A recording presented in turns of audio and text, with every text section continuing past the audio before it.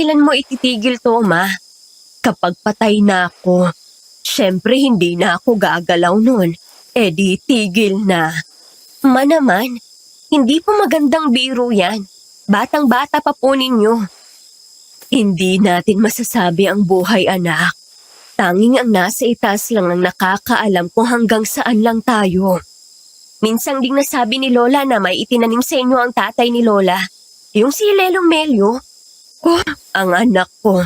Ang daming nalalaman. Nakakatuwa ka eh. Pero Ma, huwag ka na magsasalita ng ganun ha. Malayo ka pa.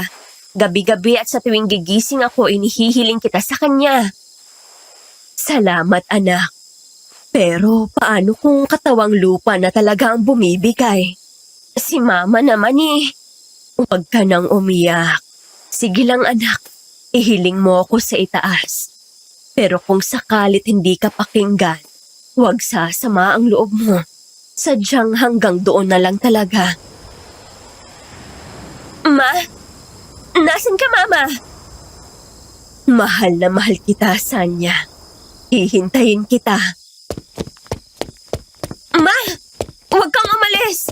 Dito ka lang! Mama! Isang masamang panaginip. Ma, huwag muna. Hindi ko pa naibabalik ang lahat ng kabutihan mo sa akin.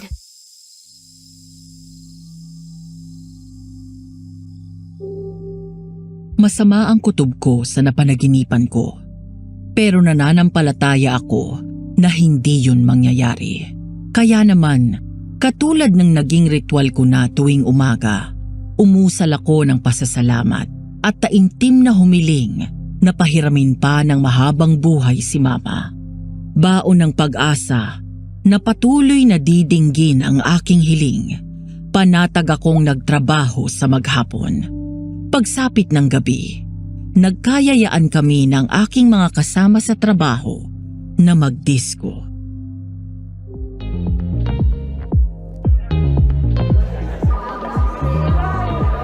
Lalabas muna ako. May tumatawag sa akin.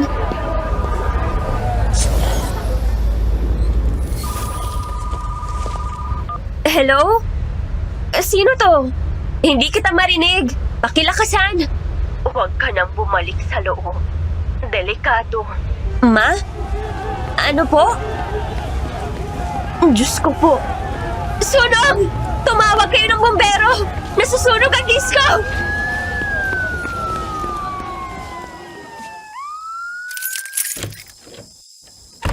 Bahay na ako. Hindi. Naku po.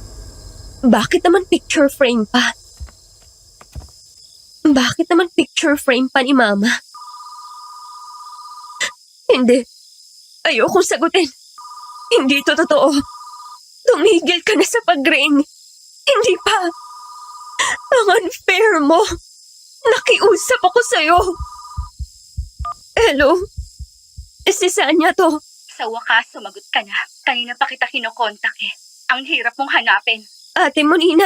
Umuwi ka na muna dito. Wala na si Mama.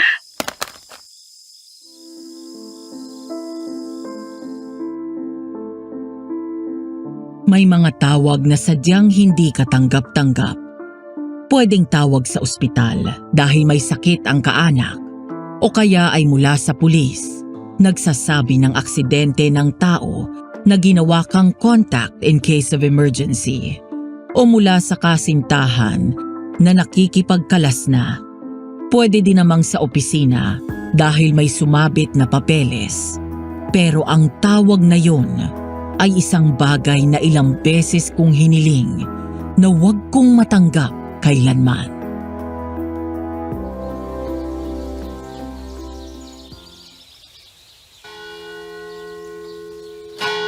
Ninong, mahal na po ang Nazareno. Naririnig mo po kaya ako? O noong mga panahon na nagdadasal ako, niloloko ko lang po ang sarili ko na naririnig niyo ako. Sabi ninyo, basta manampalataya ka, basta manalig ka, didinggin ka. Hindi naman po ako nanunumbat. Pero kasi, agad. Di ba sabi ko sa inyo wag po muna? Gusto ko po muna siyang paginhawain. Ang daya niyo naman po eh.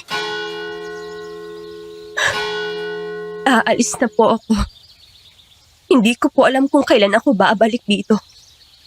Masama po ang loob ko. Pero alam ko po wala akong karapatang magtampo sa inyo. Uwi na po ako. Pakisabi po kay Mama, mahal ko siya palagi.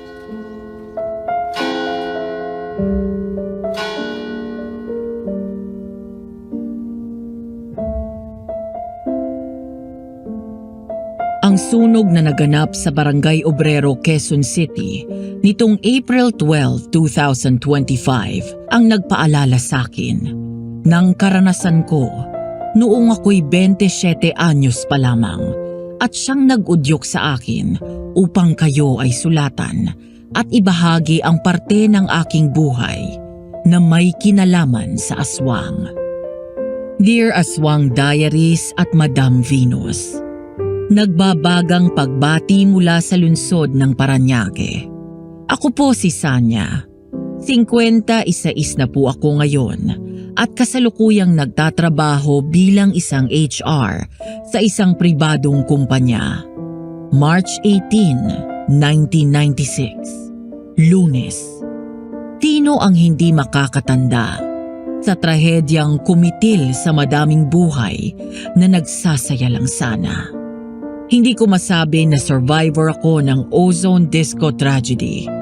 Pero isa ako sa hindi inabot ng sunog at naging saksi sa karimari-marim na mga hiyawan at paghingi ng tulong ng mga natrap sa loob ng disco habang tinutos na sila ng apoy. Pero hindi tungkol doon ang laman ng aking sulat.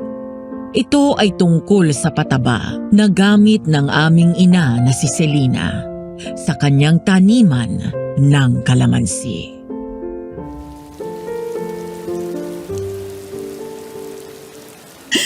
Kapag ganitong umuulan, namimiss ko siya. Ang hilig pa naman nung humingi ng salabat kapag malamig. Oo, tama. Pero bigla na lang siyang umayaw sa salabat, di ba? Ayaw yata ni Mama na pinag-uusapan natin siya. Hanggang ngayon ba naman, naniniwala ka pa sa multo? Hindi naman maiiwasan eh. Anong magagawa ko kung nakakaramdam ako? Isa pa, kita mo din naman na nalaglag yung mga gamit ng mag-isa. Ay nako! Itigil na kaya natin tong usapan na to. Baka mamaya hindi ako makatulog. Mahirap pa din para sa iyo ang maniwala. Mabalik ako. Pero sa mga weird na bagay palagi kayo magkausap ni Mama, di ba? Wala ba siyang nabanggit sa'yo na kakaiba? Wala naman. Sa tuwing aasikasuhin niya ang mga kalamansi, tagabuhat ka ng balde na naglalaman ng mga pataba niya. Oo, tama yun. Kasi sinusubukan ni Mama kung pwede nang ipasa ang pag-aalaga ng taniman ng kalamansi. Nasabi ba sa'yo ni Mama kung saan gawa yung pataba niya? Bakit mo na itanong? Naisip ko lang kasi baka pwede nating ibenta sa ibang may taniman ng kalamansi. Hindi. Ano bang iniisip mo, ha? Sanya? Bakit? Anong problema? Wala, ate. Pasensya ka na. Nabigla lang ako. Hindi ko sinasadyang sumigaw. Okay lang. Tungkol dun sa pataba ni Mama. Mabuti pang limutin na lang natin ang tungkol dun. Katulad ng bilin niya. Nangihinayang lang kasi ako. Malaki ang kikitain natin kapag nagkataon. Magkakagulo ang may-ari ng taniman ng kalamansi. Hindi yun gusto ni Mama na kumalat pa. Pero ang daming may gusto ng mga naglalakihang kalamansi. Kahit siguro sa ilang ka-close lang ni Mama. Sigurado naman ako na ililihim din nila. Hindi. Dahil tulad mo, mangangati din sila na ikalat yun. Kung ikaw nga na anak, hindi tabla ng pakiusap. Ano namang magiging hawak mo sa kanila para tumupad sila sa pangako nila sa ato kung sakali? Tiwala na lang. Hindi ka mabubuhay sa mundong ito, Sanya, kung hindi ka magtitiwala. Kumporme sa tiwala, ate. So, hindi ako pwedeng pagkatiwalaan. Ganon? Ikaw ang nagsabi niyan, ate. Hindi ako. Nagbabalik ang gitil ko sa'yo na buwisit ka eh. Diyan ka na nga. Nararapat lang sa akin to. Ginalit ko kasi si ate mo, Ninay. Mama, tinutupad ko po ang pangako ko. Pasensya na po kayo kung nagkasagutan kami ni ate. Miss na po kita. Sanya, huwag ka dyan sa hamugan. Baka magkasakit ka. Bumalik ka na sa loob ng bahay. Ate mo, Nina. Pasensya ka na sa inasal ko, ha? Alam ko, mali ako. Madami lang akong iniisip. May mali din ako, ate. Nag-init agad ang ulo ko. Sinagot pa kita ng papiloso ko. Pasensya ka na sa akin. Hindi kita dapat ginanon. Ano to? Mainit-init pa. Ate? Ano? May... Sinong nandyan? Lumabas ka. Bago ako gumamit ng dahas. Saan niya? Monina? Kayong dalawa pala yan. Anong ginagawa niyo sa ambunan? Hans! Anong Hans kayo dyan? Sanya? Bakit duguan niyang kamay mo? May... fetus dito. Pumasok na kayo sa loob. Tatawag ako ng tanod. Sige po. Salamat. Pakireport na lang po kay Kapitan ng nangyari. Alam kong namimiss niyo na ang nanay niyo. Pero bakit naman nandun kayo sa dilim? At kung kailan kauulan lang? Alam niyong wala ang nanay niyo dyan. At kahit saan naman maririnig na kayo nun. Naghahanap ba kayo ng problema? Mukha ba kami naghahanap ng problema?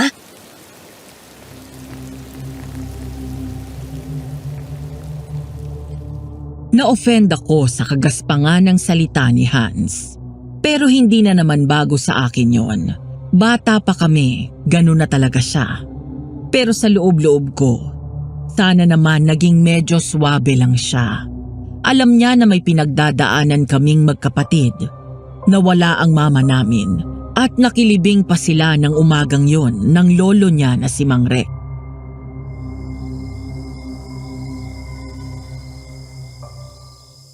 Eto, magkape ka na muna. Makaganti man lang kami para sa lahat ng tulong mo. Galit ka ba? Hindi naman. Malapit na kitang tirisin, Hans ka. Buti at napadaan ka. Kinakain na kami ng lungkot eh. Ang totoo niyan, wala naman akong balak dumaan dito. Oh, bakit nandito ka ngayon? Ha? Nagboluntaryo ako na tumulong sa pagroronda dahil kulang ng tanod. Ronda? Bakit? Anong problema? May ilang na file na report na kakaibang pangyayari, lalo na sa mga taniman ng kalamansi. Kakaiba? May mga nakakita daw ng kakaibang nilalang pagsapit ng dilim. Liligid-ligid daw sa mga bahay. Ha? Tinanong niyo ba kung nakainom ang mga yun?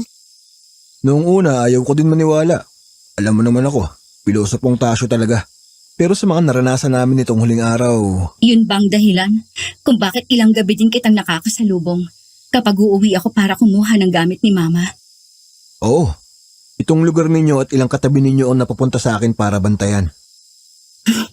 Mauna na ako matulog. Diyan na kayo. Sige, uuna na din ako. Babalik na lang ako bukas, Sanya. Sige, ingat. Aray! Ano ba't bigla kang huminto sa paglalakad?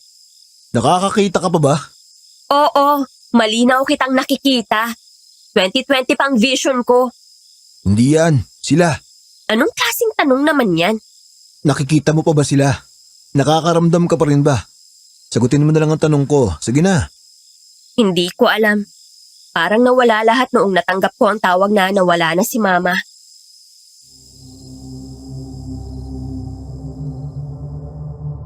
Mula pagkabata, kakaiba na po ako, Madam Venus. Nakakakita ako ng mga bagay na hindi normal na nakikita ng mga bata. Sa kaunting panahon na pinagsamahan namin ng tatay ko, ilang beses niya akong dinala sa mga manggagamot upang ipasara ang third eye ko. Hanggang sa nakilala niya si Selena, ang kinilala kong ina. Hindi siya manggagamot, pero may dala siyang gamit at maalam sa espiritual.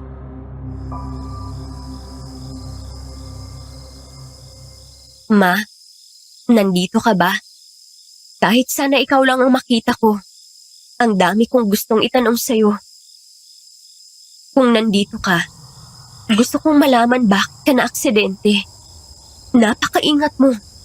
Hindi ka gumagamit ng sasakyan nang hindi mo sigurado ang lagay nun. Hindi ka rin reckless driver. Kaya bakit? Nawala na talaga ang lahat sa akin, ano? Dinala na din ni Mama ang kakayanan ko na makaramdam. Pumayag na kaya ako sa suwestyon ni Ate Monina na ibenta yung pataba ni Mama. Matitiis mo na hindi sagutin ang tanong ko, pero hindi ang madamay si Ate Monina sa lihim mo.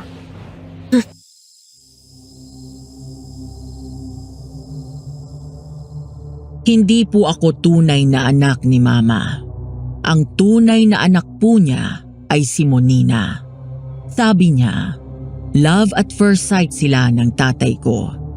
Hindi sexual, kundi platonic. Nagkasabay sa isang bus, nagkakwentuhan, nagkagustuhan.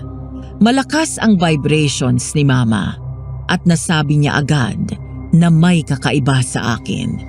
Kahit pa naman hindi nagkukwento si tatay ng kahit ano tungkol sa kakayahan ko na makakita.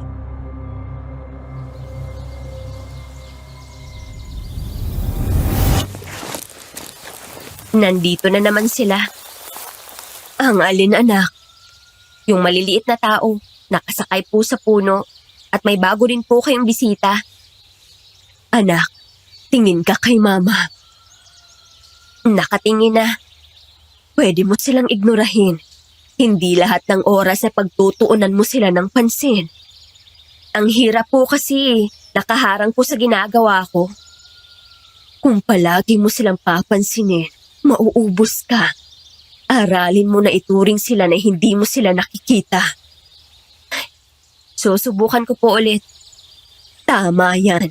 O eto, kapag natapos ka na sa mga puno dyan, budburan mo na nitong pataba. Sakto po, nakatapos na ako.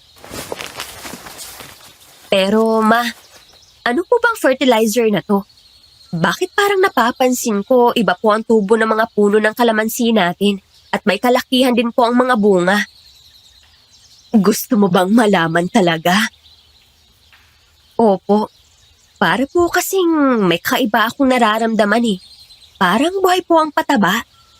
Parang, sabi na nga ba, mararamdaman mo. Ang totoo niyan, anak. Salina! Sa wakas, nahagip din kita. Annette, anong ginagawa mo dito? Annette, ano ginagawa mo dito? Natural! Hinahagip kang lintik ka. Ma, wag niyo na kaya siyang kausapin. Okay lang yan, anak. Saka na tayo mag-uusap, ha? Haharapin lang muna ni Mama ang bisita ko. Bisita? Nagpapatawa ka ba, Selena? Ako? Bisita? Doon na tayo mag-usap sa kubo, Annette. Bakit hindi pa natin isama yung kasama mo? Yan ba yung ampon mo? Yung anak ng inasawa mong lalaki? Anak ko si Sanya. Okay, sabi mo eh. Huwag kang maligaw. Para pinansin ko lang yung putong lupa na yan eh. Palabasin mo na din kaya si Monina dito. Makausap ko. Baka pwedeng. At katulad pa din ng dati. Hindi. Hindi kasali sa usapan natin ng mga anak ko. Ilang beses ko nang sinabi sa'yo yan. Kung ganon, kapag kailangan kita, magpapakita ka. Hindi itong pinahihirapan mo pa ako. Lintik na to.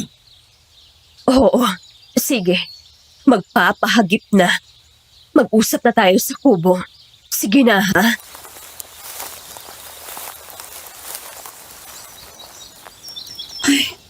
Tama talaga ako. Saan ate? Noong naaksidente si Mama sa sasakyan at na-ospital, tumamlay ang mga tanim natin. Medyo maliit din ang bunga natin ngayon kumpara sa dati.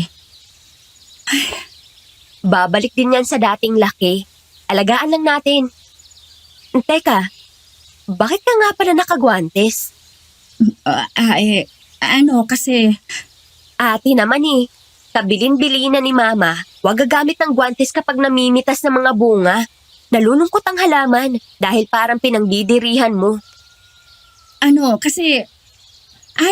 Sanya, alam mo ba kung ano tong mga papel na to na nakatapal sa mga puno ng kalamansi? Mga dasal na Latin yan, ate. Latin? Anong nakalagay? Cresceret Sanus. Cresceret Sanus Fiere. Yun palang basa nun. Anong ibig sabihin? Lumaki at maging malusog. Alam mo, minsan nabanggit ni Mama na may alam ka daw. Pero kapag kinakausap kita, lagi mong itinatanggi. Mga turo lang din ni Mama ang alam ko. Si Mama ang totoong may gamit. Sa bagay, alam mo may nabasa ako sa libro ni Mama. Yung nagdadala ng sakit. Ano nga ba yun? Tour. Ate, kung gusto mo talagang matuto, dapat tinandaan mo din ang unang bili ni Mama. Unang bilin? Parehong sinabi ni Mama sa atin yun.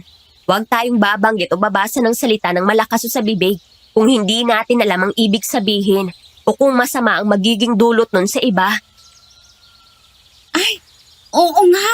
Tama. Nalimutan ko na. Pero huli na ang lahat. Ano yun? Wala. Sabi ko huli na ang lahat.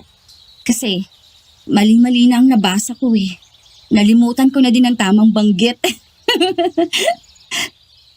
Ate, hindi yun nakakatawa. Ang maling pagbanggit ng mga salita ay pwedeng magdala ng masamang epekto o pangyayari.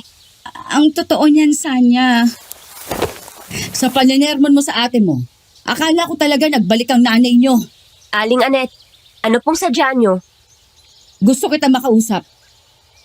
Saka na lang po siguro. Inaasikaso ko pa po ang mga... Baka gusto mo makipag-usap sa akin. Monina, Tayo na po sa kubo, Aling Anet. Kakausapin ko po kayo. madali ka naman palang turuan, Sanya. Turuan mo mukha mong bisit ka. Hihintayin kita doon sa kubo. Huwag mo akong masyadong paghintayin. Mainipin ako. Ano gusto mo? Ako na lang? Hindi ate. Sa akin ibinili ni Mama ang tungkol kay Aling Anet. Kabilin-bili na ni Mama, huwag kitang hayaan na mahagip ng siraulong yan. Namumula ka na ate. Pumasok ka na sa loob. Ako nang tatapos sa pagpitas ng mga kalamansi. Haharapin ko lang si Aling Anet.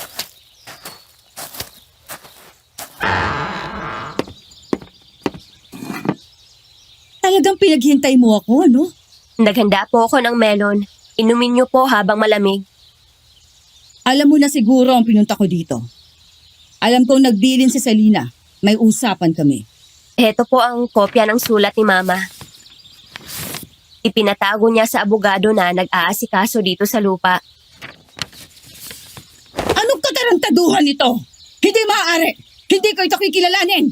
Ano man po ang sabihin ninyo, hindi po mababago ang desisyon ni Mama. Wala na po siya dito para gawin pa yun. Hoy uhuging Sanya! Hindi akong kagaya mo lang ang makakapanlamang sa kagaya ko! Hindi mo ako kilala! Iba akong magalit! Sabi nga po ni Mama, at alam ko rin po yan, dahil saksi po ako sa panggigipit ninyo sa kanya sa tuwing pupunta po kayo dito at guguluhin niyo siya. Ang lakas din ng loob mo na harapin ako ng ganito. Sino ka ba ha? Ampon ka lang. Baka nalilimutan mo. Hindi ikaw ang tunay na anak. Sa batas po, inilagay ako ni Mama bilang anak niya. Inangkin niya po ako bilang anak niya na totoo. Maging sa binyag ko po ay yun din ang inilagay niya. Ha! Kung hindi dahil sa angkin mong kakayanan, hindi ka kukupkupin ni Selena. Bastarda ka lang naman ng lalaki na inasawa ng malanding yon. Hindi po malandi si Mama. Kung wala na po kayong sasabihin na matino, tapusin na po natin ang usapang to. Tama ako. Mas makakabuti na si Monina ang kausap ko. Maaari pong wala na si Mama. Pero hindi po ibig sabihin nun ay pwede nyo na pong gawin ang gusto nyo. Malinaw po ang sinabi ni Mama sa iniwan niyang bilin. Hindi maaaring makanti si Ate Monina. Sanya! Wala kang alam ano? Umuwi ka dito, gawa ng mama mo. Ang mama mo na ubod mong mahal kahit ampon ka lang. Ang mahalin po ang magulang ko kahit hindi po siyang nag-anak sa akin ay isang karangalan po para sa akin. Sanya, Sana ganyan ka pa rin kadalisay mag-isip sa mga darating na panahon. Galingan mo, ha? Dahil ano nga bang meron ng isang ampon kung hindi ang maging tapat lang sa umampon sa kanya? Ay! Ma, ano po bang gagawin ko? Sana po nandito kayo para maayos ang lahat. Parang hindi ko po kaya. Sandali!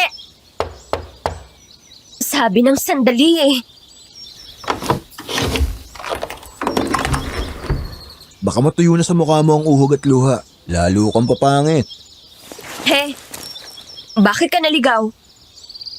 Nanliligaw? Hindi pa naman Pero pwede na siguro. Ano? Ano daw sadya nung aning na si Anet? Hoy, grabe ka. Wala kang galang naman. May gapak ka ba sa ulo? O talagang nag-i-enjoy ka sa malatrudis liit niyong palitan ng alin na yun? Narinig mo pala. Hanggang kinaaling trining ka mo. Dinig na dinig ang pagtatalak ng mangkukulam na yun. Huwag kang manghusga ng hindi ka husgahan, sabi nga sa Biblia. At sabi din ni Mama. Alam na alam ko ang Bible, no? Naging sakristan ako nung elementary at high school, di ba? Kaya nga, Pero sa alin na yun, Panginoong Diyos na mahabagin. Hindi bagay ang aral ng Biblia. Ang baboy ng bunganga. Dapat doon pinagmumumbog ng holy water Tapos dinadasalan ng pang-alis ng masamang espiritu.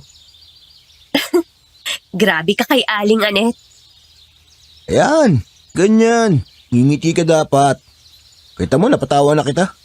Salamat, Hans. Siya nga pala. Ngayong napangiti na kita. May gusto sana akong sabihin sa'yo Ano yun? Ang totoo niyan, Sanya umiinit na. Ano, ako na lang ba magpapatuloy ng pamimikas sa mga kalamansi? Ay, oo nga pala. Saka na tayo mag-usap, Hans.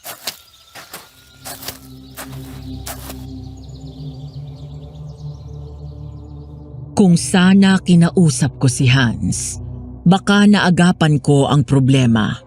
Yon ang naiisip ko sa tuwing babalikan ko ang senaryo na yon. Dahil ang susunod po na parte ng aking salaysay ay isang bagay na hindi ko inasahan na malalaman ko tungkol kay Mama. Isang lihim na sumira sa lahat ng aking paniniwala, paninindigan at mga bagay na aking pinanghahawakan.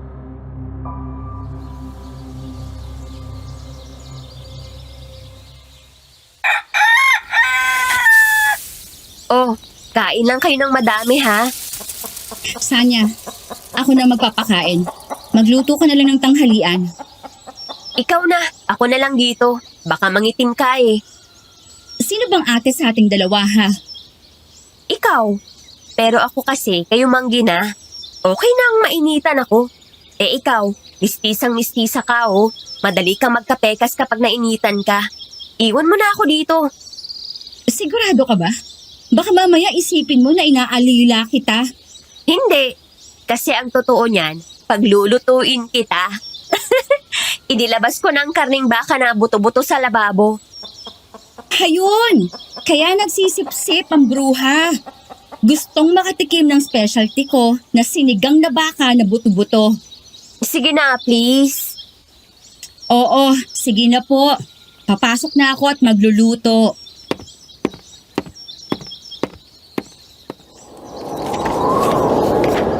Nag-aalala ka ba na mag-aaway kami, Mama? Hindi yun mangyayari. Huwag po kayong mag-alala. Ha? Anong meron doon? Ah, itong lugar na to.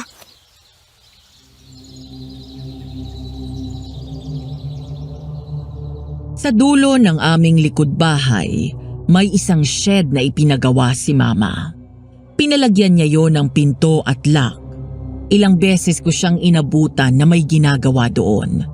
Pero sa tuwing aabutan ko siya, marahan niya akong sasabihan na bumalik na sa bahay at huwag nang magtanong.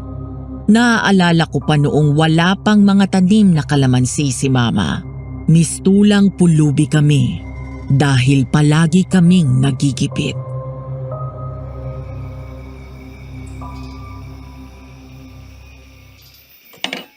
Ma, kahit ba sardinas, wala na talaga tayo. Medyo sumasama pong sikmura ko sa nilugaw at asin. Pasensya ka na anak. Hindi ako makautang sa tindahan ni Nena. Mahaba-haba na kasi ang ating lista ng utang. Ilang araw na po tayong ganito. Hayaan mo, baka bukas. Iyan din po ang sinabi niyo kahapon. Paano mong natitiis yung lugaw? Ha? 3 araw ng ganyan ang pagkain natin. Nakakasuya kang tingnan. Nakakabusog naman eh. At saka, pinaghirapan tong gawin ni Mama. Sip-sip. Kahit naman suka ng aso ang ihain ko sa'yo. Basta bigay ni Mama, lalamunin mo eh. Munina, yung pananalita mo. Saan ka pupunta? Hindi pa ubos ang pagkain mo. Ma, hindi niyo po ba ako narinig? Sinasamaan po ako ng sikmura kapag kumakain ng lugaw. At kung saan po ako pupunta, doon ka namang Rex. Makikikain. Tiisin mo na ito anak. Kaysa hiyain mo ng ganyan ang sarili mo. May ikakahiya pa po ba ako? Gayang pinagchichismisan na rin naman po tayo sa dami ng utang ninyo sa mga kapitbahay at sa haba ng listahan ninyo sa tindahan. Ang makikain sa ibang bahay, hindi ko na ikakahiya pa. Ikaw anak, baka gusto mong sumama kay Monina. Magpapaliwanag na lang ako kay Mang Rex. Busog na po ako. Masiba lang po talaga ang bituka na to eh. Pero busog na talaga ako. Salina! Nandito ka ba? Nandito ako. Papasok na ako. Anong meron? Upo ka. Gusto mo bang maghapunan? May lugaw kami dito. Ano na nangyayari sa'yo, Selena, ha? Bakit nagtitiis ka ng ganyan? Aba, kung gagamitin mo ang gamit na minana mo sa nanay mo, milyonarya ka na. Alam mong hindi para sa mga ganong bagay ginagamit ang espiritual. Sabi mo eh, pero may imumungkahi sana ako sa'yo. Gusto kitang makausap. Doon tayo sa kubo kung ganun. Anak Sanya, maghanda ka ng maiinom ha. Pumunta ka kay Nena. Umutang ka ng 1 sachet ng juice. Sige po. Ay hindi. Teka, may 10 piso pa ako sa altar. Kunin mo yun at yun ang ipambili mo. Hindi na. Huwag mo nang kunin yung pera na yon. Heto ang 500. Bumili ka ng family size na soft drinks at yelo na rin. Ang sukle, ipambayad mo sa utang nyo kay Nena. Ane, wag na. Hindi mo naman kailangang gawin yan. Isipin mo na lang na paunang bayad. Anong paunang bayad? Kailangan ko ng tulong mo. May naitulong naman ako sa'yo, di ba? Noong kabataan natin, ako lang mag-isa ang dumadamay sa'yo nang hindi mo maipalibing ang nanay mo.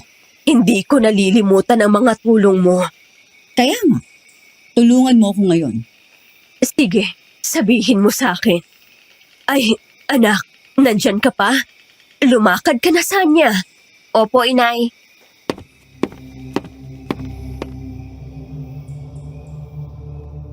Nang pumayag na si Mama, agad akong lumakad at nagtungo sa tindahan ni Aling Nena. Madilim ang daan sa dirt road ng aming lugar. Hindi pa kasi konkreto ang daan noon. May iilang poste ng ilaw na gawa sa kahoy at hindi yun sapat para magliwanag ang daan. Pabalik na ako nang may mapansin akong kaluskos sa talahiban.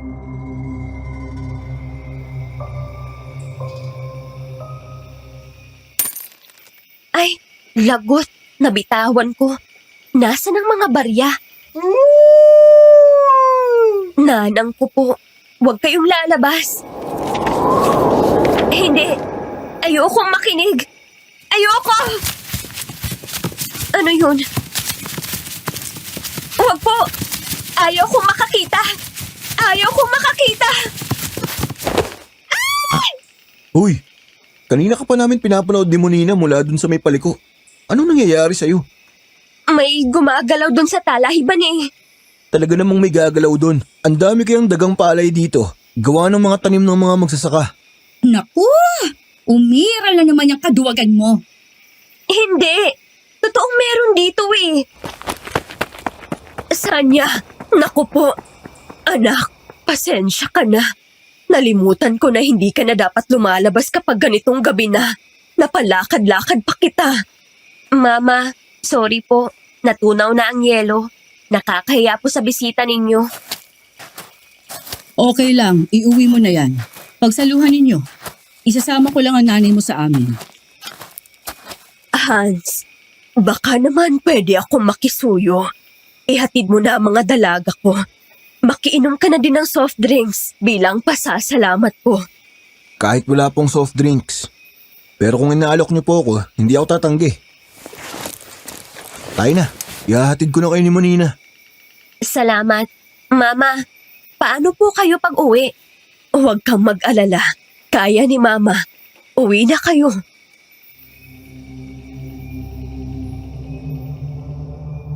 Hindi umuwi si Mama ng gabing yun. Doon siya nagpalipas kay Aling Anet. Nang sumunod na araw, ipinagawa na niya ang shed sa likod ng bahay namin. Mahigpit na nagbilin na huwag kaming pupunta doon. Nang magbalik ako sa amin at wala na si Mama, muli kong nakaharap ang shed. Marahil ay kuryosidad at pangungulila ang nagtulak sa akin. Lumapit ako at itinulak ang pinto na may sira ng lock.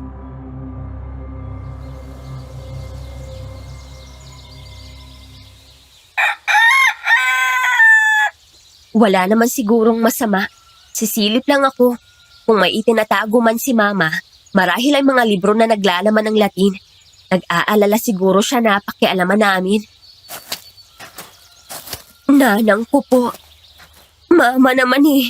Huwag kang manakot. Mas nakakatakot po ang hindi nakikita at nagpaparamdam lang. Ha? Sira na ang lock? Ano yun? Ang sangsang naman. Grabe. Anong nangyari dun? Ayan, siguro naman sapat na tong panangga sa amoy. Hindi. Hindi ito totoo. Mama, anong nangyari? Bakit? Bakit niyo po ito nagawa?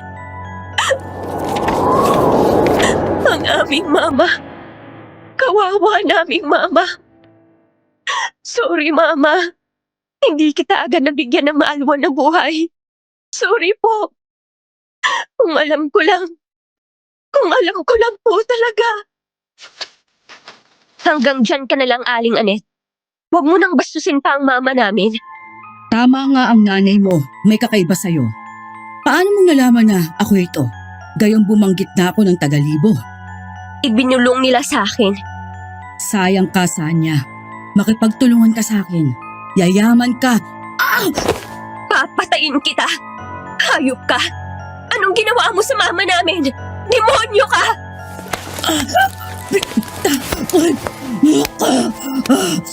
Mamamatay ka na! Naku po, Sanya! Maghunos dili ka! Sanya!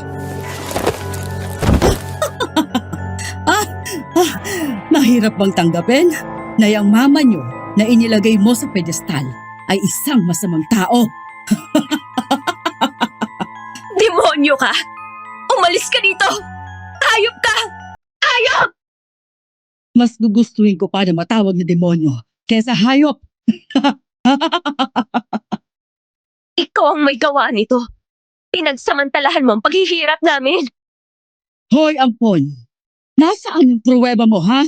Bago mo ako akusahan. Tingnan mo nga. Nasaan ang pruweba mo? Wala! Kapag may nakuha ka matibay na pruweba, saka magtapang-tapangan. Lintik na to. Pasalamat ka. Hindi kita ihahabla ng attempted murder.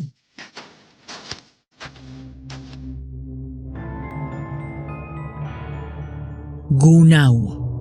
Yun ang naramdaman ko, Madam Venus. Yung para akong ginawang halimbawa ng when it rains, it pours. Pero hindi swerte, kung hindi pighati at rimarim. Alam kong hindi masama ang mama namin. Nagawa niya lang yun dahil sa pera. para maitaguyod kami ni Monina. Kung meron mang nagbago sa pananaw ko, yun ay ang pagbaha ng awa at lalong pagmamahal kay Mama.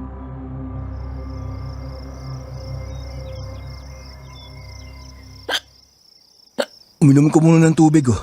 Masama sa puso ang ganyan. Ang hirap maging mahirap. Lalo't may mga anak ka. Saan niya? Kahit ang dasal hindi tatalag. Sa gitna ng paghihikahos, yung nag-iisang kinakapitan mo, bibiguin ka pa din. Saan niya? Huwag mo sanang isipin na natutulog siya sa mga hinaing natin. Sino ba ako para sumama ang loob sa kanya? Napag-isipan siya na nagkukulang o kahit pa ang pagtulog, kaya hindi tayo naririnig. Hamak na tao lang ako, pero bilang tao, sumasama ang loob ko. Alam mo na kailangan kong ipaalam to kay Lolo Rex. Ipaalam mo na.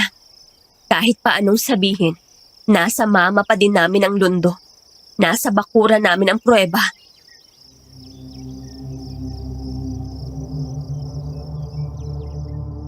Nasiwalata ang lahat. Hindi himala, kundi isang nakakasuka at nakakarimarim na lihim. Ang lihim na pataba ni Mama. Mga fetus. Mga sanggol na hindi pa naipapanganak. Pinoproseso niya yon sa isang hindi normal na paraan. Inaalay niya sa demonyo na ang pangalan ay Lamia. Naging demonyo siya dahil sa paghahanap sa kanyang mga anak na nalaglag bago pa niya maipanganak. Isang demonyo na ang tanging nais ay mga sanggol.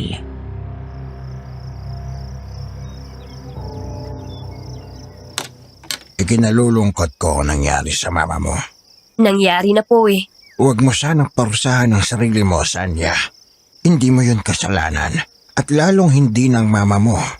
Mang Rex, gusto ko lang po nalinawin na kailanman hindi ko po sisisihin ang mama namin. Ganun po talaga ang magulang. Susuungin ang lahat. Mabuhay lang niyang mga anak niya. Mabuti naman kung ganon. Pero hindi ko po mapapatawad ang tao na nag-udyok sa kanya na gawin yon. Naiintindihan kita, Iha. Mang Rex, hindi po ba dati po kayong manggagamot? Dati, oo. Noong nasa Rizal pa ako, sa lugar ng mga manggagamot. Kapit-bahay ko nga yung mga Rizalista doon. At yung parang may flying saucer sa malaking kahoy na kahon na magaling umayos ng mga bali at linsad na buto. Hindi po ba pwedeng humingi ako ng tulong sa inyo? Na maiganti po ang mama namin sa tao na nagtulak sa kanya na gumawa ng kasamaan na to? Iha, ang karma hindi natin yan hawak. Makukuha din ng tao na yun ang singil ng panahon sa kanya. Pero hanggang kailan pa po? Kapag po patay na ako?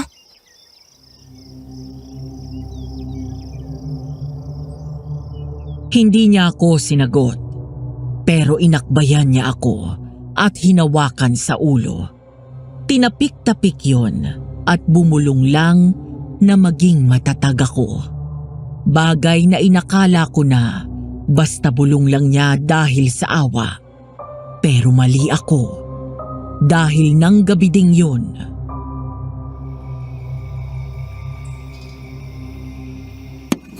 Ang sarap mo pa ding magluto.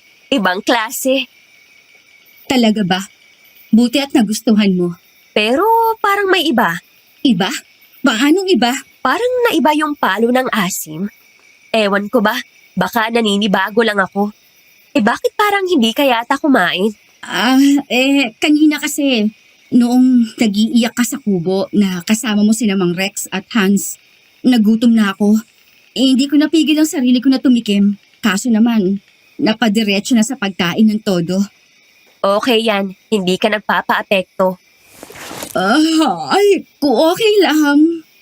Bilang pagpapasalamat, ako nang maghuhugas ng pinggan. Magpahinga ka na. Okay, salamat.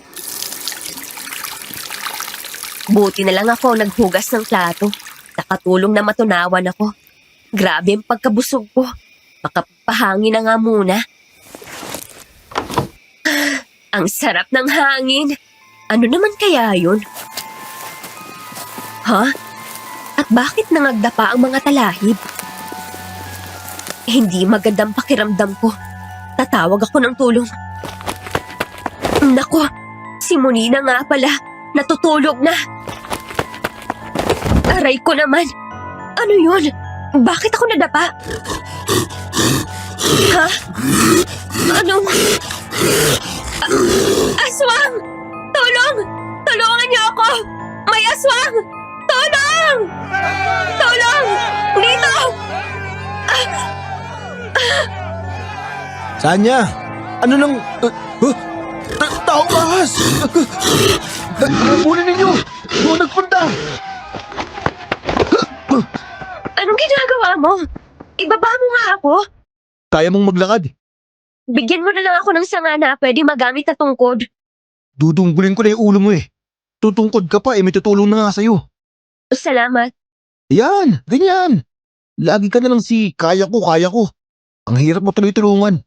Nasaan si Molina? Tulog na. Teka, gigisingin ko.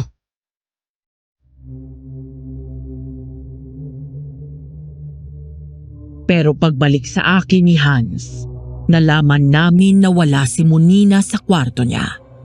Masama ang naging kutob ko, Madam Venus. Ang totoo kasi niyan, noon pong puluputan ako ng buntot noong taong ahas, naaamoy ko ng kaunti ang paboritong pabango ni Monina sa may buhok noong aswang. Ngunit hindi ko yon sinabi pa kay Hans na naig ang pagmamahal ko sa aking kapatid.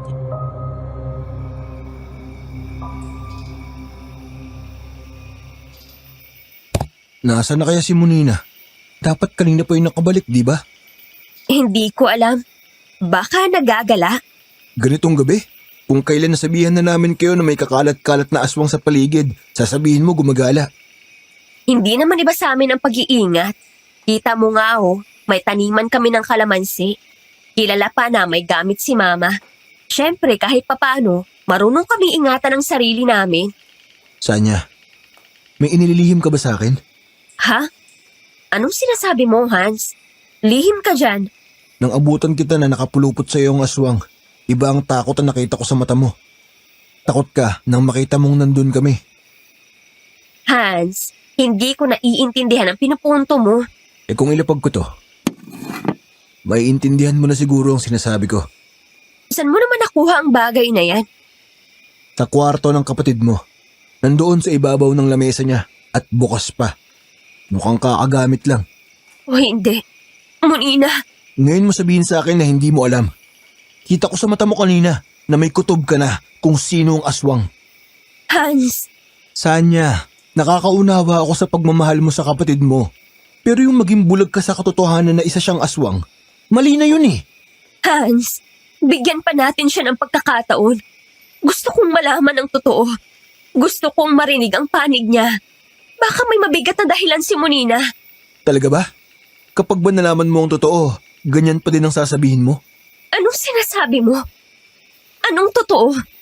Tinanong kita minsan kung nakakakita ka pa ba. Oo, tanda ko. Sinagot kita na sinama na ng mama ko ang lahat ng kakayanan ko na makakita. Talaga ba? Kahit ba ang matalas mong kutob na wala na? O ayaw mo lang pakinggan ang nasa paligid dahil natatakot ka sa magiging sagot? Hindi yan totoo. Aling si Lina, kung nandito man kayo, magparamdam po kayo sa anak ninyo. Oras na din po para malaman niyo ang totoo. Huwag mong idamay si mama. Hindi. Ayoko. Hindi ko gustong malaman. Ayoko. Ayoko, Mama.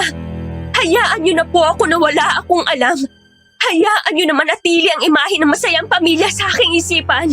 Parang awa niyo na po. Hans, sige na. Huwag mong gawin sa akin to. Ayoko. Sa tingin ko, mas matutulungan mo si Monina kung malalaman mo ang totoo. Harapin mo ang bangungot ng lihim ng pamilya mo. Anak, makinig ka. Pakinggan mo ang totoo.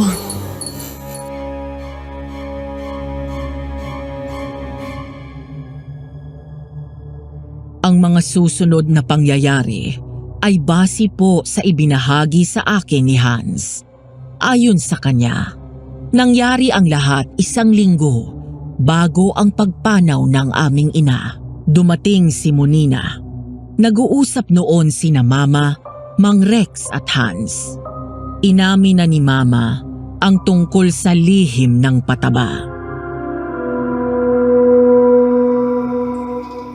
Malaki ang kasalanan ko sa mga bata, lalo na kay Sanya.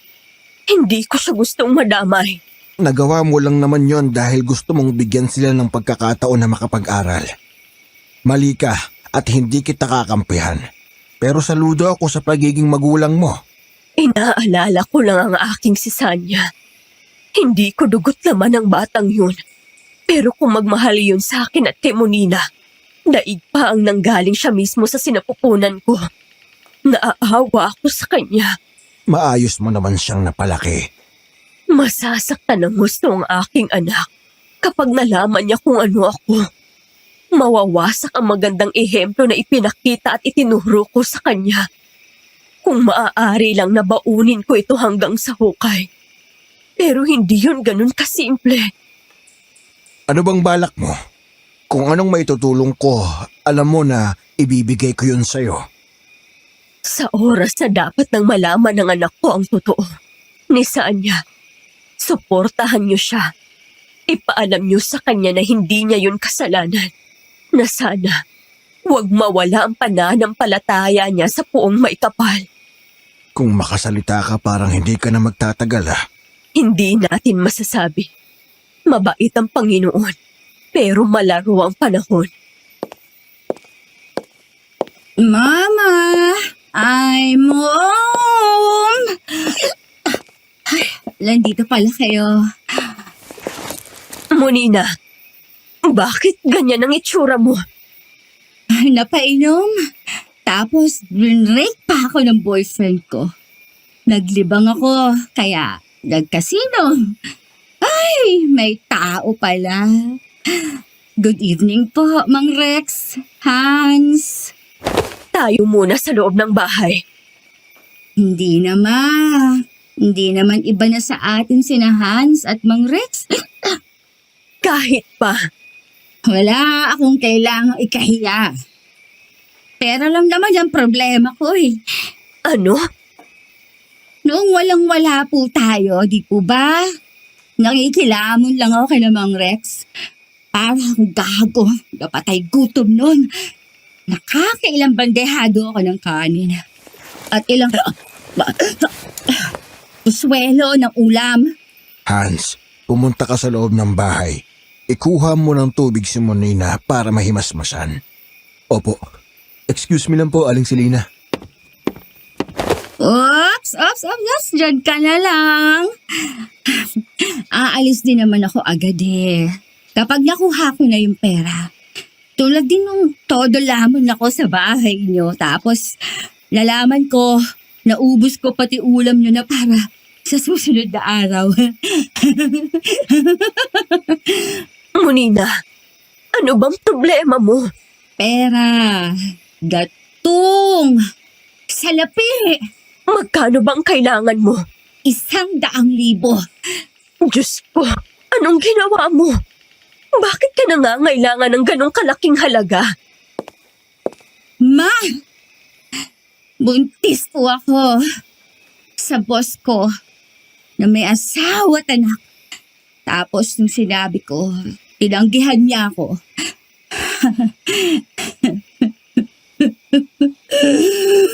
Sabi niya, hindi niya ako pananagutan. Masisira daw ang pamilya niya. Naku anak, bakit hinayaan mo na mapapasok ka sa ganyang sitwasyon? Sabi niya, mahal niya ako eh. Sabi niya, ipopromote niya ako kapag pumayag ako. Aanin mong 100,000. Malungkot ako, ma. Naglaro po ako sa kasino. Nag-dispalto ko pera ng kumpanya. Naku po. Tulungan mo ko, ma. Sige na. Anak, wala ako ganong kalaking pera. Kakailanganin ko mangalap muna. Nasaan ang kita niyo sa kalamansi, ha? At sa sideline niyo kay Aling Anet. Malaki yon, di ba? Anak, Matagal na akong tumigil sa gawain na yun nang mapagtapos ko kayo ni Sanya. Tumigil na din ako. E di lapitan niyo ulit si Aling Anet. 5 gabi lang ang kakailanganin ninyo. At siguradong magkakaroon ulit kayo ng pera. Ngayon pa ba kayo tatabla ng konsensya eh? Pinanday na nga ang sikmura niyo, di ba?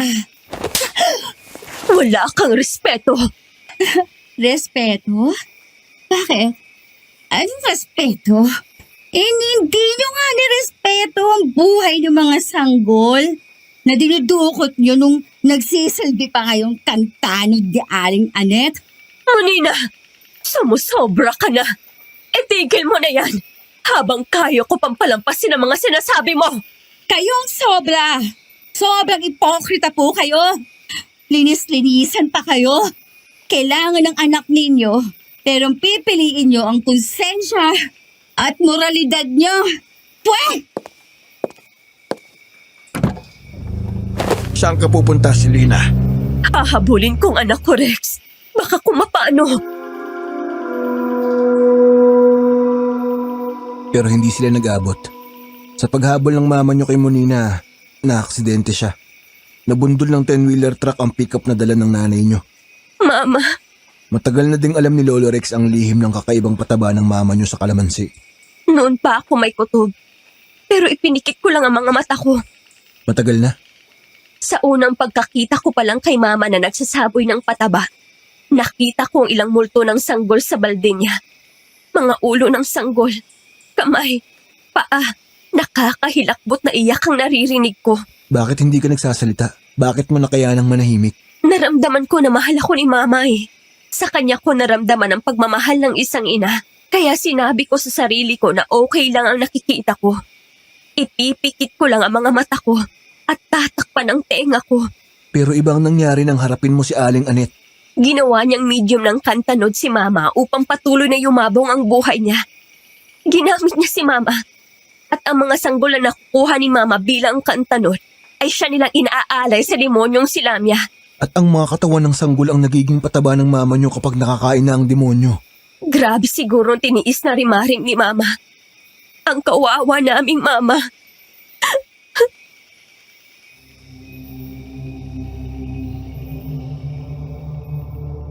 Pero hindi lang si Mama ang nadali ni Aling Anet. Maging si Ate Monina ay naging kasangkapan na din niya. Dala ng pagkarindi at pagkalaglag ng anak ni Ate Monina, lumapit siya kay Aling Anet, puno ng puot, ng pagkalito. Hiniling niya na makaganti sa lalaking nakabuntis sa kanya. Sa kasamaang palad, dahil hindi naman ganoon kalakas ang espiritual ni ate, sa halip na maging kantanod si ate, naging lamya siya.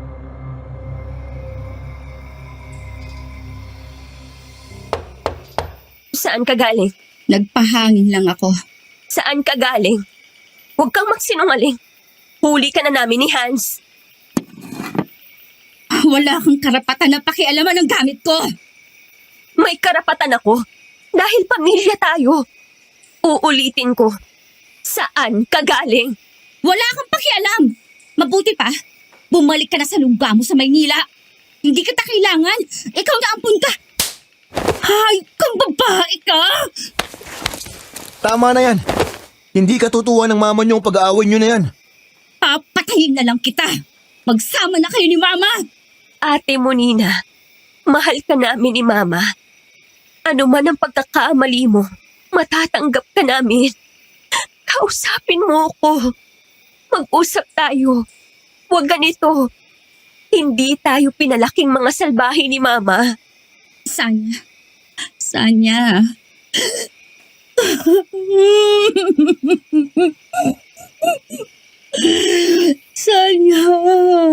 anong gagawin ko? Natatakot ako. Anong mangyayari sa akin?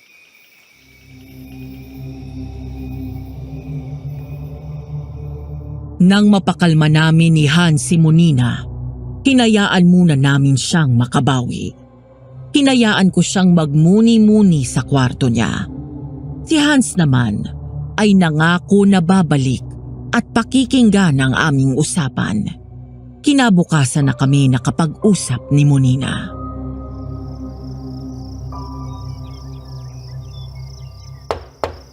Nandito na ako. Dinala ko na din si Lolo Rex. Nahihiya po ako sa mga inasal ko. Lahat naman tayo ay nagkakasala, iha. Tanging Diyos lang ang pwedeng humusga sa atin. Ang mahalaga ay marunong tayong magsisi. Sanya, ngayon pa lang humihingi na ako ng tawad sa lahat ng nagawa ko. Ate, pamilya tayo. Gusto kong marinig ang nangyari para malaman din namin kung paano ka namin matutulungan.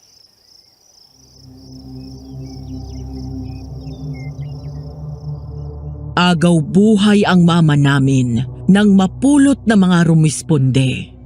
Si Ate Monina naman ay kinailangan namang iraspa dahil tuluyang nalaglag ang bata sa sinapupunan niya dahil walang nagsasaboy ng pataba na namlay ang mga tanim.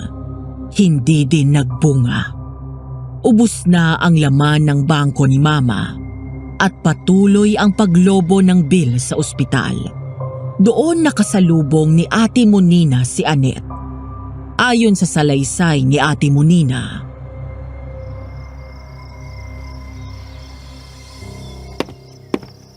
Monina! Ikaw na ba yan? Aling Annette, nabalitaan kong tungkol sa mama mo. Kumusta na? May mga nagsasabi na gulay daw ang ina nyo. Nasaan na yung ampon? Hindi ko yata napagkikita. Alam na ba? Aling Annette, utang na loob. Kung wala po kayong maganda na sasabihin, pabayaan nyo na lang po ako. Monina, kaibigan ako ng mama nyo. Matagal na. Oo, matagal na po. Matagal na din po na pinag-uusapan ng mama namin na aswang. Kagagawan niyo yun eh. Mula nung gabi na sinundo niyo siya, nag-iba na si mama. Palagi na lang siya nakakulong sa lintik na shed na yon. Napatunayan ba na aswang ang ina niyo? Hindi naman ah. Masyado lang mag-inarte ang ina ninyo. Mahala na po kayo sa konsensya niyo. Makakarma din kayo. Basta, kapag kailangan mo ng tulong, alam mo kung saan ako nakatira. Palaging bukas ang tahanan ko para sa inyo. Hayop ka? Ha? Sino ba ang kailangan ng tulong mo, ha? Lamunin mong salapi mo! Gaga!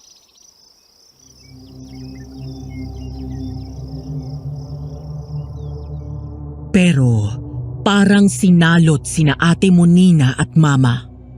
Pagbalik ni Ate Monina sa ospital ng hapon, nalaman niyang nag-flatline si Mama. Palala ang lagay niya at nanghingi na ng dagdag deposito ang ospital. Ipit si Ate Monina sa desisyon na hayaang mamatay ang mama namin o kagatin ang alok ni Annette.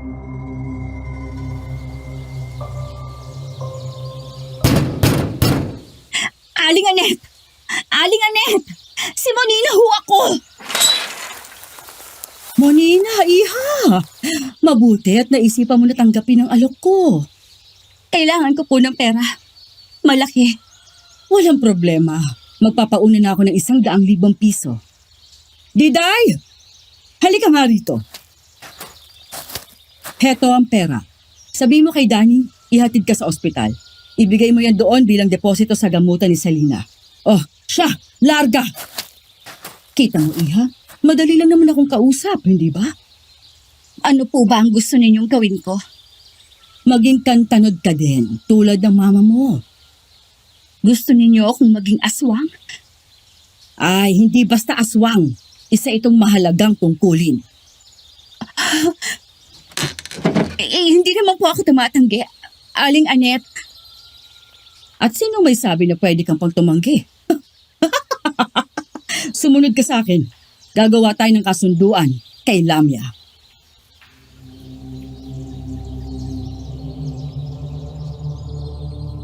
Sa basement ng mansyon ni Annette, may isang kwarto na pinasadya. May nakabaliktad na krus sa dingding noon at may nakapakong ulo ng kambing doon.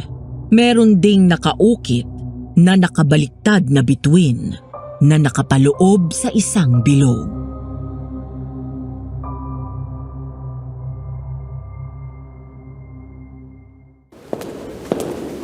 Anong lugar ito? Pasadyang lugar ko para sa aking pagsamba. Pasok. Panginoon ko. Oo, Panginoon mo. Ang nariyan sa nakabaligtad na krus na yan. Ang papanginoonin mo.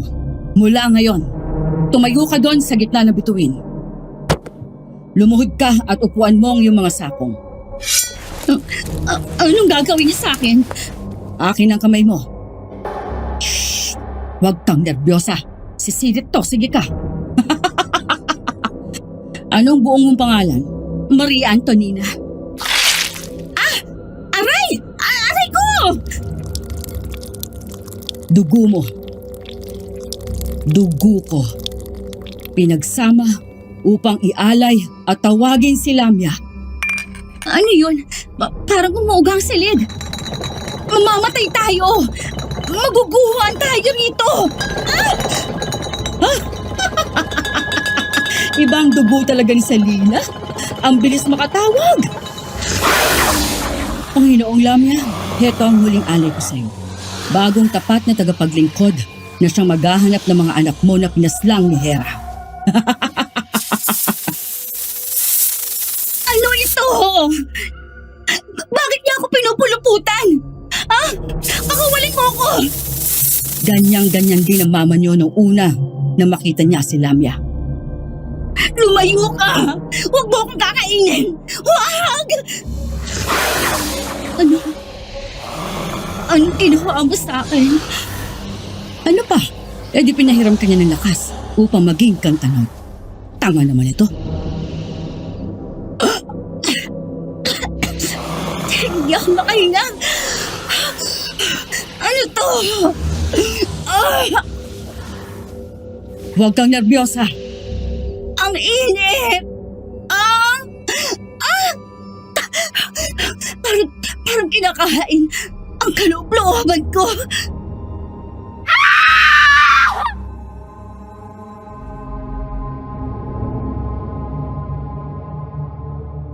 Ngunit hindi naging kantanod si Ate Monina. Hindi siya tulad ni Mama na astral o yung hindi kasama ang totoong katawan kapag nang-aaswang. Naging tunay na aswang siya. Isang aswang na Lamia. Naging talamak ang pagkawala ng mga buntis at maging ng mga bagong anak na sanggol ng Karatig Pook at Sityo. Dahil walang alam sa espiritual si Ate Monina, hindi din niya magawa ang pataba.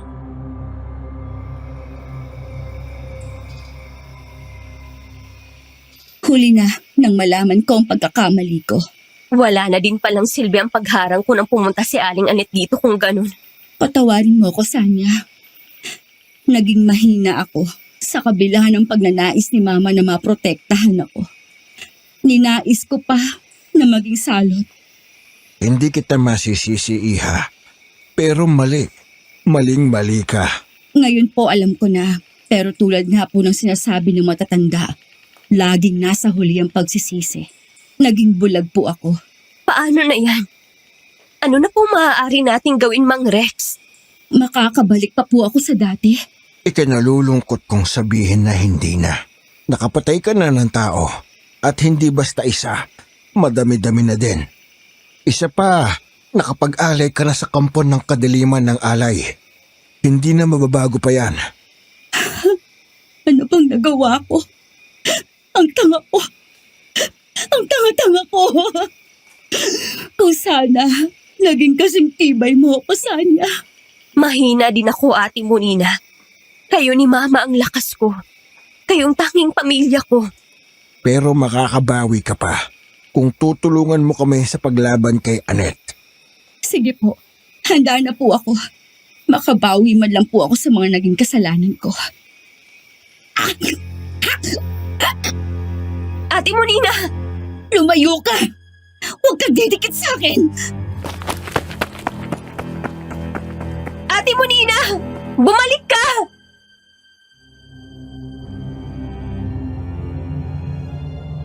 Pero hindi siya nakabalik. Hinintay namin siya ni Hans, ngunit walang ate mo Nina na nagbalik. Suminag na ang araw, hindi siya umuwi. Nagpaalam si Mang Rex na uuwi muna. Si Hans naman ay nagbolontaryo na samahan ako sa bahay. Oras ng umagahan, nalaman ko ang kasinungalingan ni ate mo Nina.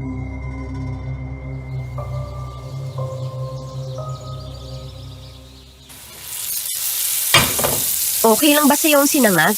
Hindi kasi masyadong kumain si Munina noong nakaraang gabi. Kaya marami itong bahaw na kanin.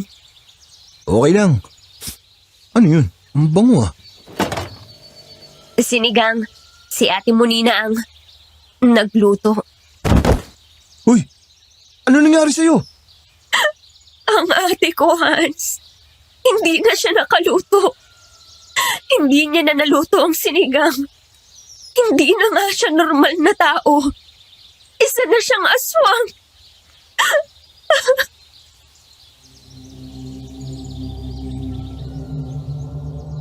Pagbukas ko ng refrigerator, nandun ang lahat ng sangkap ng sinigang. Walang bawas at ni hindi nahiwa. Tama ako nang sabihin ko na may kakaiba sa luto niya dahil hindi siya ang nagluto. Biling ulam ang naturang sinigang na baka. Ang tanga-tanga ko, ni hindi ko nahalata ang mga kilos niya.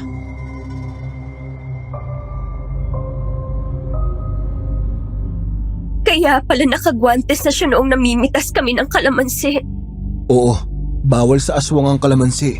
Kaya pala para siyang masusuka nung nagluluto ako. Ang hilig ko pa namang gumamit ng santambak na bawang sa pagluluto. May ideya ka ba kung saan pwedeng pumunta ang ate mo? Wala. Nag-aalala na nga ako sa kanya. Wala tayo ibang magagawa kundi ang maghintay na gumabi ulit. Sugurin natin si Aling Anet. Hindi rin makakatulong yan. Paano mo namang nasigurado? Hindi natin malalaman kung hindi natin susubukan. Nakita mo ba na bulag ang isang mata ni Lolo Rex? Oo. Hindi. O hindi. Minsan niyang sinugod si Aling Anet. Pero nadaig niya ang gamit ni Lolo. Malakas si Anet dahil marami ang sampalataya sa kanya. May mga politiko pa nga. Para tayong bumabangga sa pader. Isang bangungot na walang katapusan. May magagawa tayo kung mahahagip natin si Munina. Siya lang ang may tsansa na makalapit kay Anet. Sige, hanapin natin siya.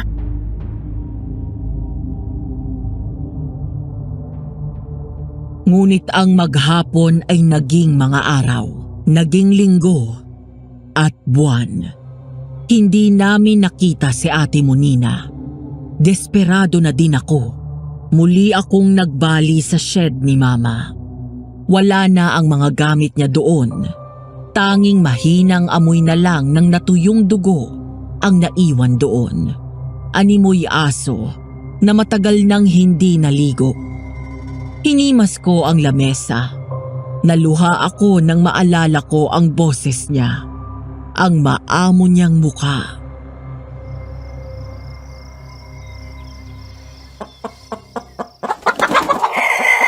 Ma, tulungan mo po ako. Tulungan niyo ako na makakita ng paraan upang matalo si Anet at makita ko po si Ate Munina. Ano naman to? Mama! Mama! Salamat po! Maraming salamat po! Sanya, Ate Munina, ano bang nangyari sa'yo? Bakit ka nawala? Saan ka galing? Saan ka nagtago? Hinanap ka namin pero... patawad Sanya. Natakot ako. Pakiramdam ko, hindi ko kayang labanan si Anet. Sa tuwing magbabalik sa akin kung paanong ipinasok ng malaking ahas ang dila noon sa lalamunan ko, tinatalo ako ng takot. Anong ginawa sa'yo ng impaktang yun? Hindi ko alam. Hindi ko alam.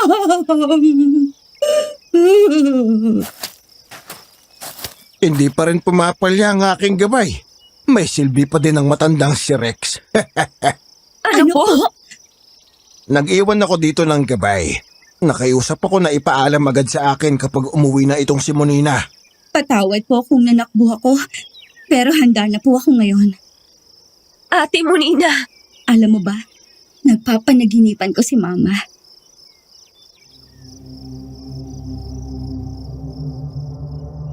Sabi ni Monina, wala na talaga siyang balak bumalik. Pero napapanaginipan niya ang mama namin na hinihikayat siyang bumalik at ayusin ang gulong pinasok niya. Ayon sa kanya,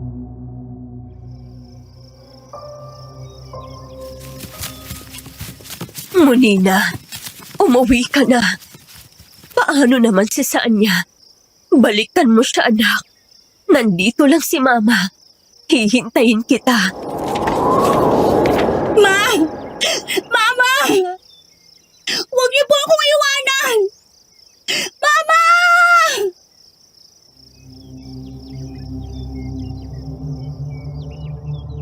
sabi ni Ate Monina, nagising siya na may isang puting-puting rosas sa kanyang ulunan. Dahil sa napanaginipan niya, nagkaroon siya ng lakas ng loob na umuwi. At nang humarap siya sa akin, buo na ang kanyang loob na puksain si Anet.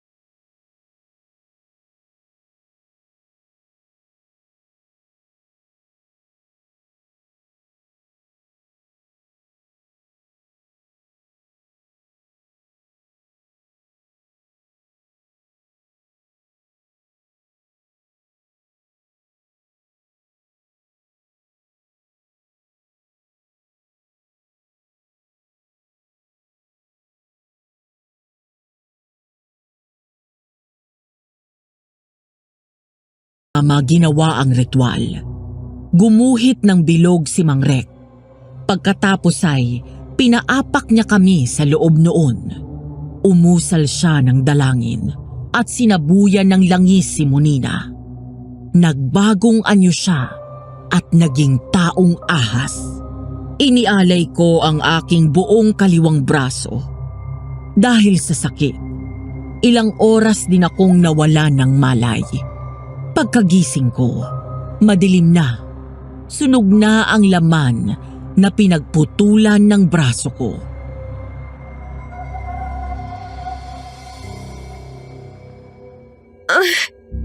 Ang braso ko. Ang sakit. Sanya, natatandaan mo ba kung ano nangyari? Inialay mo ang braso mo para makalaya si Monina sa kontrol ni Anet. Si Ate Monina, nasaan na?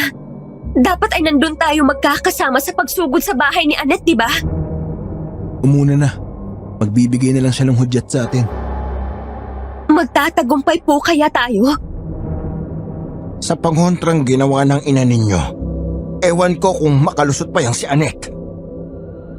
Pasensya na kung dinaan na lang namin sa sunog ang pagampat ng dugo ng naputol mong braso. Buti nga nabuhay pa ako. Mag-iinarte pa ba ako? Umpisa na. Tayo na po. Lintik na sugat to. Nasusunog ang bahay ni na Aling Annette. Oo, nagawa niya nga. Ano? Hindi! Ate Monina! Pakawalan mo ako, Hans! Utang na loob! Si Ate Monina! Kailangan ko siyang iligtas! Nandun pa siya sa loob! Hindi, dito ka lang. Ito ang hiling ni Monina. Manahimik ka dito para hindi ka na madamay pa. Nagwala ako. Nangagat. Ngunit hindi nila ako hinayaan. Sa pagwawala ko, nakapagsalita na din ako ng masama. Pero nanatili silang hindi kumibo. Nang kalmado na ako, sinabi sa akin ni Hans ang nangyari nang mawalan ako ng malay. Ang lahat ng nangyari ay plinano ni Ate Monina.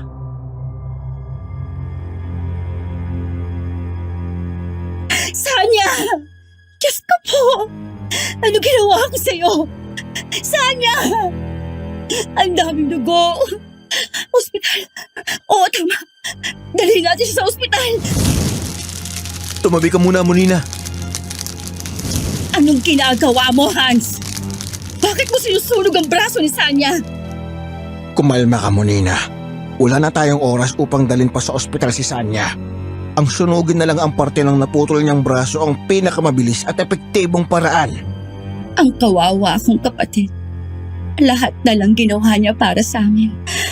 Tapos ngayon, inialay pa niya ang buong braso niya para lang makaligtas ako. Ganon siya katinding magmahal, iha. Mahal na mahal ka ng kapatid mo. Ako naman ngayon. Tama na ang pagsasakripisyo ni Sanya. Sagad na! Oo, pero siguraduhin mong babalik ka. Iiyakan ka niyan. Hindi ko na alam kung paano ko pa yan patatahanin. Hindi na ako babalik. Tatapusin ko ng lahat ng kasama ko. Ako at si Annette. Hindi ko siya pakakawalan. Sabay kaming mamamatay. Monina, anong binabalak mo? Maghunos dili ka, ineng! Aswang na rin naman po ako eh. Magiging pabigat lang po ako sa kanya. Kayo na rin po ang nagsabi. Hindi na po ako pwedeng magbalik. Gagawa at gagawa ko ng problema ang kalagayan ko. Kailanman hindi ka tinuring na pabigat ng kapatid mo. Kaya nga halos mawalan niya ng bayat nung hindi ka nagpapakita. Yun na nga eh. Lagi na lang kami ang inaalala niyan. Lagi niyang iniisip na isang malaking utang na loob na naging pamilya niya kami.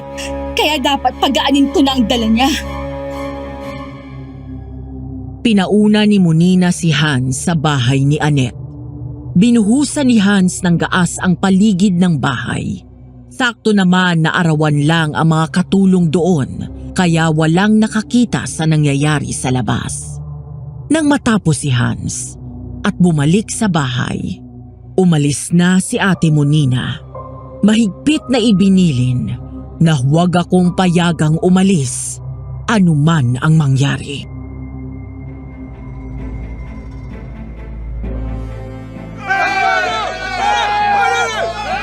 Ate Monina, bakit? Pwede naman tayo maging magkasama. Sigurado akong hindi mo naman kailangang maging halimaw. Handa naman akong mag-alaga sa'yo.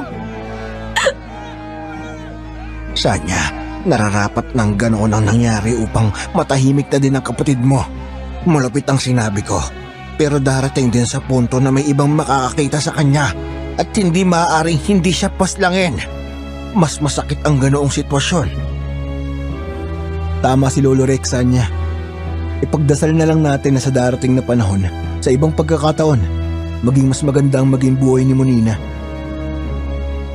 Nasigurado mo ba, Hans, na nakalabas ang lahat ng katulong doon sa bahay ni Annette? Opo, Lolo. Si Lourdes po ang kaalam ko doon. Tuwing gabi daw po, pagpatak ng 6:00, wala nang katulong na natitira doon. Tanging si Annette na lang na nagkukulong sa basement. Hihintayin na lang natin ang pagdating ng mga bumbero kung ganon. Eto na sila.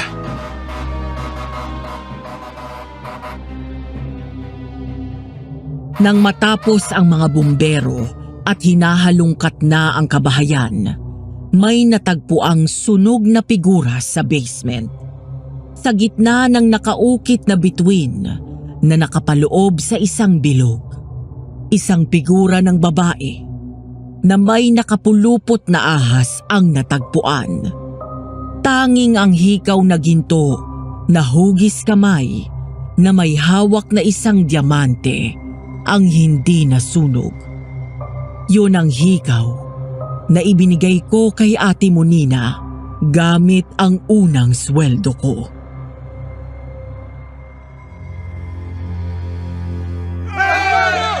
Hindi ko alam ang nangyayari, pero may ilang tao ang nagsasabing sila daw ang sumunog noong bahay. Ha? Ano naman kayang pumasok sa isipan ng mga yun? Mga nawalan ng anak at asawa. Matagal na daw nilang hinala na si Annette ang punot dulo ng mga gulo dito.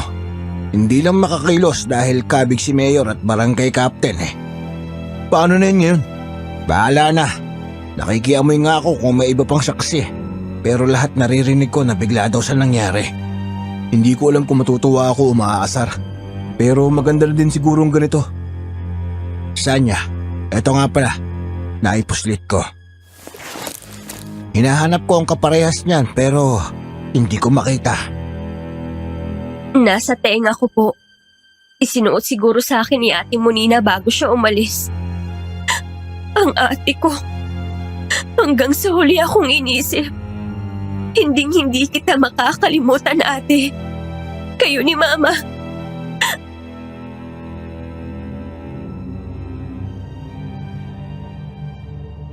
Matapos ang pagkasunog ng bahay ni Aling Annette, ilang buwan pa akong nanatili sa aming lugar. Iniayos ko ang lahat ng naiwang gamit ni Mama at ni Ate Monina. Hindi naman ako pinabayaan ni Hans at ni Mang Rex. Sila na din ang bumili ng lupa namin. Bago ako tuluyang umalis, nagtapat ng pag-ibig sa akin si Hans.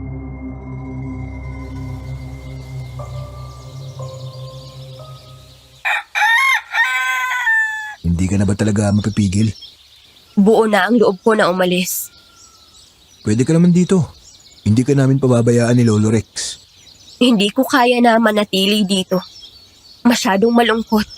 Bawat sulok ng bahay na yan, nandoon ang alaala nila. Eh ako, paano naman ako? Anong paano ka? Sanya, matagal na kitang gusto. Noon pa man, kahit ba kaunti... Hans, hindi ka mahirap mahalin sa totoo lang. Gwapo ka, masipag, mabait, maunawain. At alam ko na kaya mong bumuhay ng pamilya. Sa totoo lang kahit sinong babae na naisin kang maging asawa. Yun naman pala eh. Pero magiging makatotohanan tayo. Magiging impyerno lang ang buhay mo. At ang buhay ng mga magiging anak natin kung ako ang magiging asawa mo. Bakit hindi natin subukan? Huwag na, Hans. Huwag mong aksayahin ang buhay mo sa tao na tulad ko. Kumuha ka ng babaeng mahal ka at kaya kang pagsilbihan. Bigyan mo ng magandang kinabukasan ang anak mo.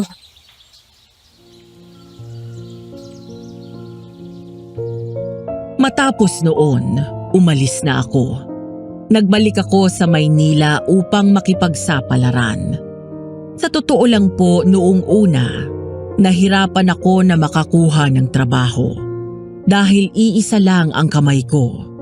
Pero hindi naglaon, nakakuha din ako ng matinong trabaho at hanggang ngayon, sa awa ng Diyos, nananatili ako sa aming kumpanya. Isang bagay ang napatunayan ko sa aking karanasan sa aswang. May mga tao na sadyang mapagsamantala. Kung kailan ka bagsak na bagsak, doon sila sisingit upang alukin ka ng bagay na kailangan mo. Na kapag kinagat mo, may mga kondisyon na wala ka ng takas. Dasal? Oo naman po. Tumatawag pa din ako sa itaas. Natutunan ko na may mga bagay na sadyang hinahayaan niyang mangyari para umusad tayo. Pinapakitaan niya tayo ng dilim para matutunan nating hanapin at makita ang liwanag. Sa mga panahon na sinubok tayo, tandaan natin na huwag sumuko. Hanggang dito na lamang po, Madam Venus. Maraming salamat po. Patuloy lang ang buhay. Sanya.